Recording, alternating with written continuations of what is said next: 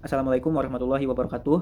Nama saya Muhammad Laizar dengan NIM 221420046. Saya di sini ingin menjawab pertanyaan kuis 2 dari mata kuliah Asset and Liability Management. Oke, baiklah, saya akan menjawab pertanyaan nomor 1 yang berkaitan dengan pemahaman saya tentang kualitas aktiva produktif.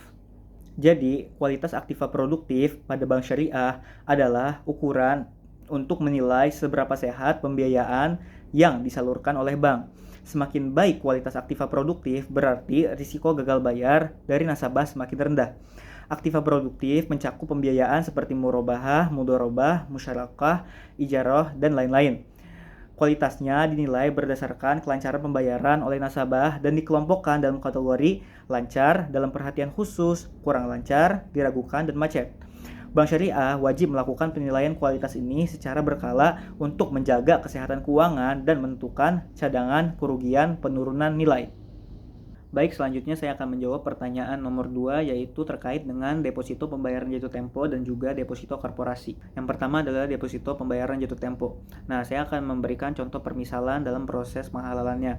Jadi begini, misal ada seseorang yang ingin menyimpan dananya pada deposito bank syariah pada tanggal 10. Kemudian ia mendapatkan bagi hasil ternyata bulan depannya itu pada awal bulan, yaitu tanggal 1. Hal ini membuat nasabah pun bingung dan akhirnya protes karena ia ingin mendapatkan pada tanggal 10 bukan pada tanggal 1. Kemudian Bank Syariah pun menanggapi protes dan keluhan dari nasabah tersebut yang menginginkan pembagian bagi hasil pada tanggal 10. Yang akhirnya Bank Syariah pun berdiskusi secara internal dan hasil diskusi tersebut pun dibawa ke Dewan Pengawas Syariah ataupun DPS untuk dikaji ulang. Apakah produk tersebut bisa diberikan kepada nasabah tersebut ataupun tidak? Apakah sesuai syariah ataupun tidak? Jadi begitu untuk deposito pembayaran jatuh tempo.